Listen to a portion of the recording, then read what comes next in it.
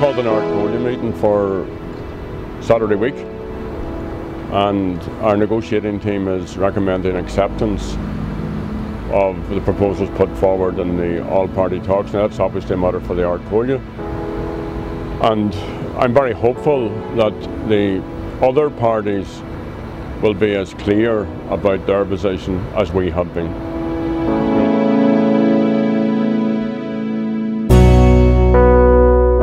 Who have raised millions of euros over many years to supplement the money the clinic receives from the health service are shocked and angry at this week and last week's revelations.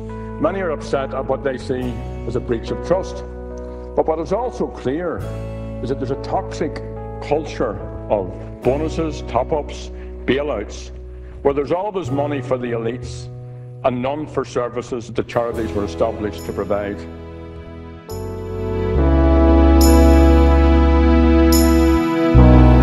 Very productive 2 days, represented in 27 families who were facilitated by Martina Anderson MEP to bring directly into the heart of the EU the key issues back home, and those 27 families represented the broad spectrum of experiences from torture, the stop and search stuff was raised in terms of harassment down the years, shoot to kill, collusion, UDR, all of the issues that affect the victims. So hugely productive. There's a lot emerging out of this. There's a lot of work to do around it. A lot of progress can be made, and there's good opportunities to push forward with these issues.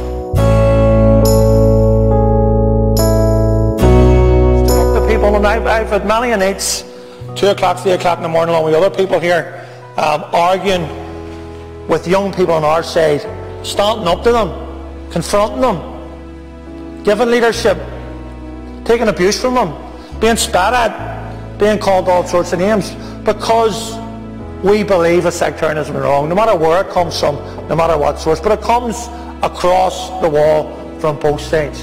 Right? And if Billy was sincere, he wouldn't have spent the past year waking people up, encouraging people's fears, stoking them up. 2 weeks before the decision last year, your position was that you were in favour of designated days because it was politically advantageous to us. You stood not against the mob. Want the information? No, you stood not against the mob, Billy, but with the mob.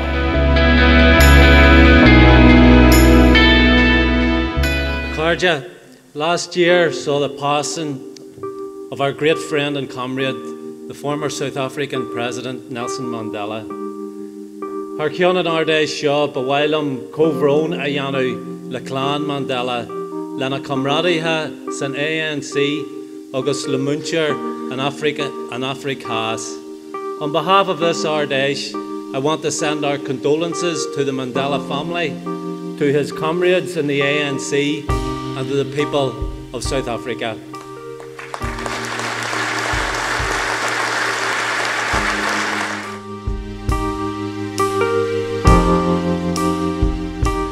Minister, we're into day 11 of a scandal which Minister Shatter has been at the epicentre of. First we had the alleged bugging of the GSOC offices. We've had the rubbishing of those claims as baseless innuendo by the Minister for Shatter. We've had him mislead the Dáil last Tuesday in relation to the report that he got from GSOC. And now we have in the public domain, because of documents that have now gone to the Taoiseach's office, new information which is new to the Taoiseach but not new to Minister Alan Shatter, which was that a whistleblower within the Gardaí has used every opportunity to bring to the attention of the appropriate authorities misconduct, malpractice, destruction of documents within the Garda Síochána, of serious abuses which led up to the highest level of murder.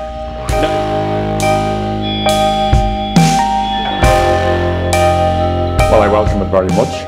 I think it marks a very significant step. The data have put weapons beyond operational use. That has been verified by an international verification committee, that they've taken a list and filmed the entire process is good.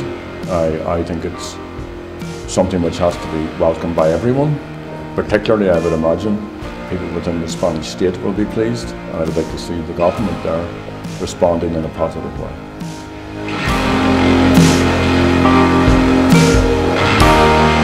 Today's protest is basically about young people being stopped in West Belfast with the possession of hurls. We as the Maria Farrell Youth Committee have come together to organise this protest to say that this is definitely not on. Hurling is our heritage, camogie is our culture, and we are allowed to demonstrate this throughout Ireland. A friend of mine was walking past Casement with his hurling stick, and he was stopped by the PSNI, and he said, "I'm outside one of the biggest GA stadiums in Ireland. What do you think I'm doing with my hurling stick?" This attitude is not acceptable. As a camogie myself, I play and I love the sport, and I know many others in my club, Nivena and Glengormley, that promote the Gaelic games, and it's a very important part of our culture. The GA is not just a sport, it's an organisation within the parishes of each community. I think what we've learned from our conversations today is that it seems to be that young people are being most hardest hit by the countries that have suffered from the austerity policies of the Troika. So like in Greece, in Ireland, it's our under 25s who are really suffering between having their benefits cut. Youth unemployment is at about 29% now, and we've mass emigration of young people up to 10 an hour are leaving Ireland to try and find jobs. So I suppose it's interesting to hear that it's the same thing is happening in Greece that's happening here in Ireland, is that the austerity is really having a significant impact on our young people, particularly in youth unemployment and emigration. So we've a huge crowd here. We're running a record number of candidates right across Ireland.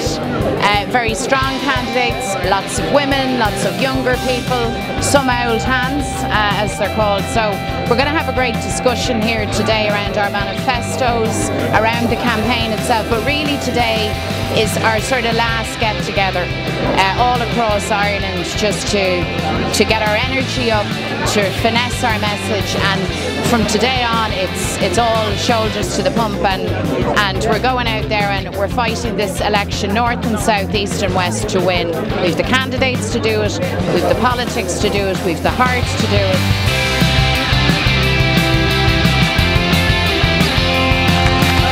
Privilege for over 20 years to work very, very closely with Gerry Adams in bringing about the political and security transformation that we have witnessed here in the north in recent times.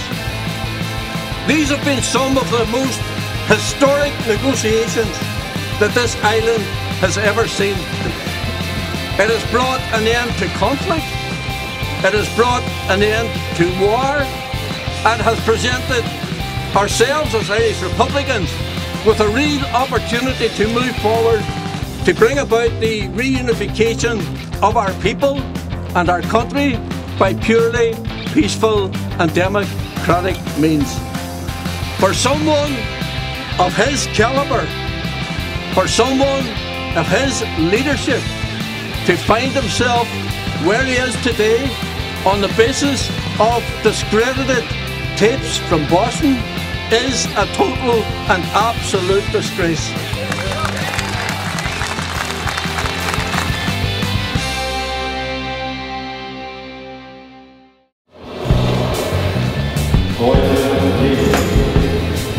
Sinn Féin, 83,000.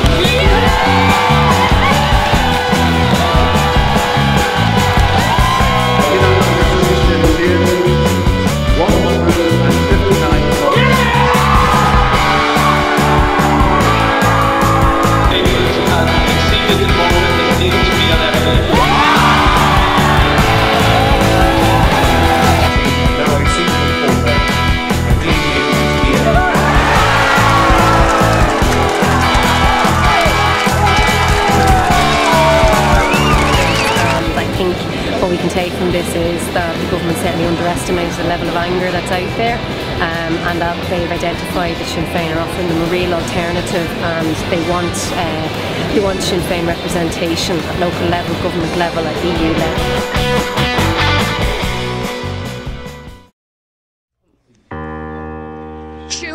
Was not an isolated case. And our motion this evening makes clear that the investigation into the events at the Bon Secours institution must be replicated in mother and baby homes and other institutions across the state. It's essential, Minister, that this Commission cannot be selective in its approach. It would be a glaring contradiction and a profound injustice to include some survivors and to exclude others. It would be a farce, for instance, to pretend that any investigation of women and children in mother and baby institutions could be carried out without including the Magdalen laundries.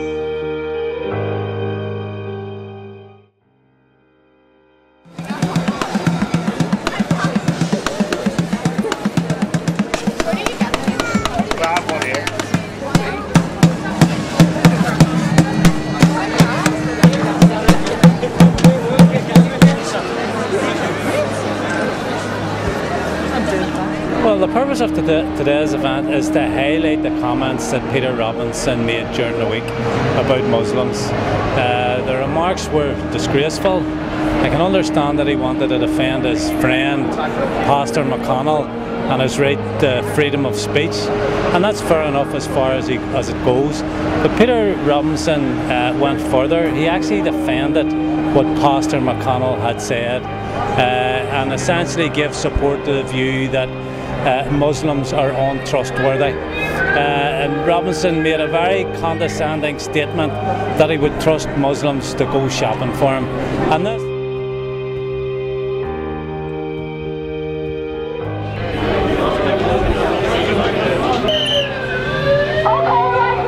Well, delighted to be here with such a strong contingent of councillors and MEPs from Sinn Féin showing solidarity with the Greyhound workers who've been locked out of their job in a disgraceful action by the Buckley brothers. And we're here to put pressure on the Buckley brothers to reinstate these workers immediately, and any outstanding issues should be discussed and debated directly with the union. It's a fundamental campaign. It's about regulating this industry. It's about treating men and women properly, giving them proper pay for terms and conditions, and to abide by the state's structure put in place to resolve industrial disputes. It's a disgrace how the Buckley brothers now get away with this.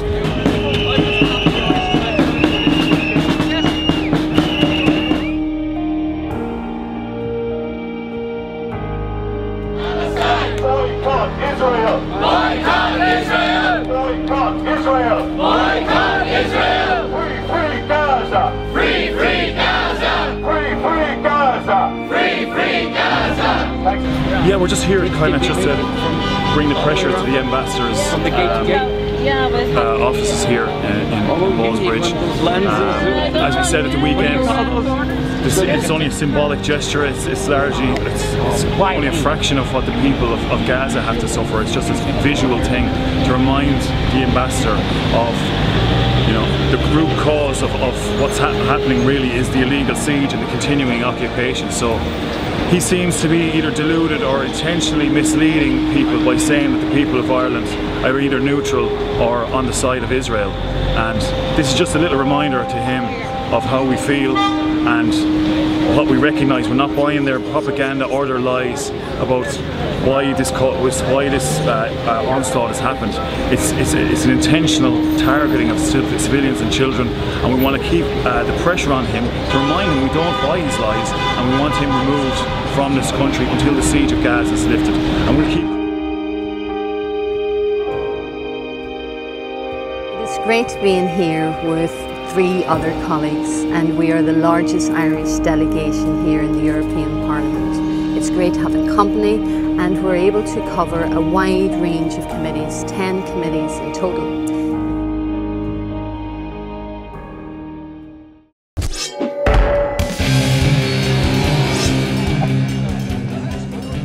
This is Sinn Féin demonstrating that we're absolutely opposed to the welfare cuts by the Tories. And we're out here to demonstrate that today. This is about taking money directly from people's pockets, and people should understand that it's the most vulnerable, it's those who are disabled. It's not just about those who are unemployed, although it's creating thousands of homeless. It's also about 75% of the effect of this is on people who are already in working in low-paid jobs.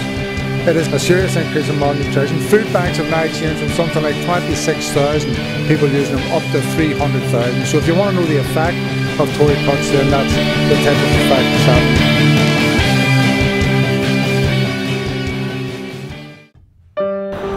Sunday the 31st of August marks the 20th anniversary of the IRA cessation, and that in its own, the anniversary in its own, would be, I suppose, worthy of some attention, but given the poignancy of the death and then the funeral of Albert Reynolds, there has been a greater than normal media interest in it, and also in the behind the scenes private work that was done before Albert came into office and then during the early point of his term as Taoiseach.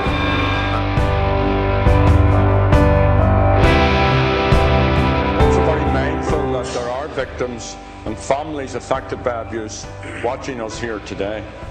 Some of them have been in touch with my office. Sexual abuse and abuse of any kind is wrong. The abuse of a child is a particularly heinous crime. And the consequences for victims and their families are devastating.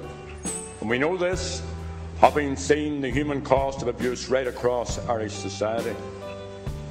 Now, I have set out the circumstances in the north when there was no democratic civic policing service. I have acknowledged that the IRA sought to deal with some cases of abuse when asked to do so by families and victims. While IRA volunteers were acting, in my opinion, in good faith, the IRA was ill-equipped to deal with such matters. And IRA actions against sex offenders failed victims. And that is a matter of profound regret for me and other Republicans. So I'm acutely conscious that there may be victims who were let down or failed by the IRA's inability to resolve these cases.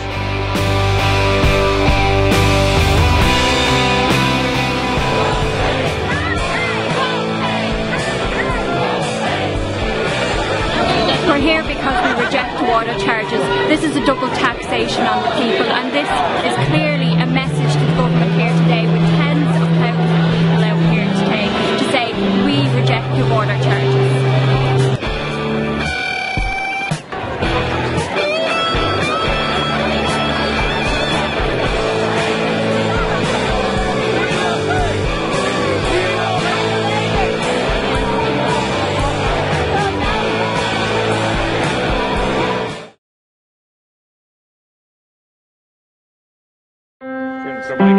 I too also want to say to the Taoiseach that it is disrespectful, but it doesn't surprise me that neither minister are here to listen to the critique of opposition parties and independents to your budget. You take the same approach with this House in parliamentary debate as you do stuffing state boards with your own personnel to try and get them elected to the Shannon. But you should restore some credibility in terms of parliamentary democracy and hear what we said today. On Saturday, Taoiseach, 100,000 people marched through the streets of Dublin. This was the largest demonstration against austerity since the crisis began. It was a march against unjust water taxes, a tax that was dreamt up by Fianna Fáil and eagerly implemented by Fine Gael and Labour.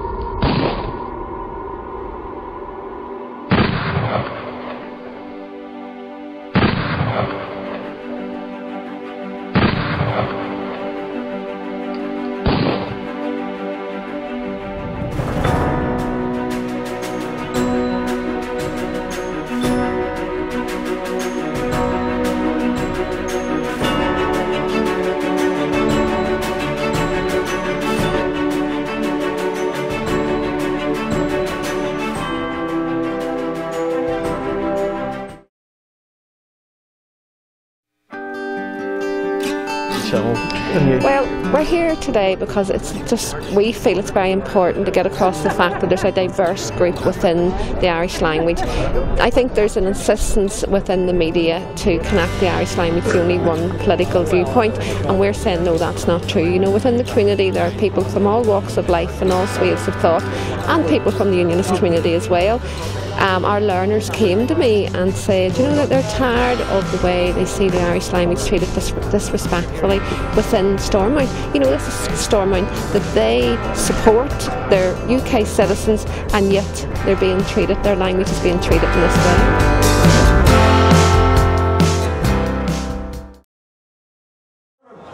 And this Right to Water campaign is a brilliant example of people being empowered, telling the government what they're doing is not good enough, and standing up for yourselves and for your rights.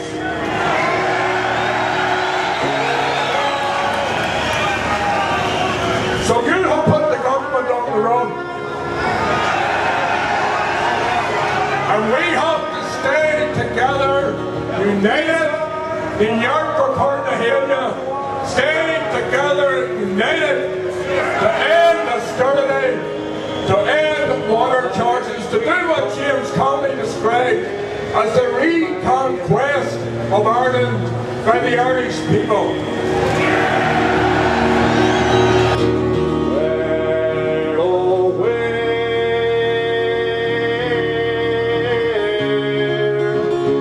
is our citizen army?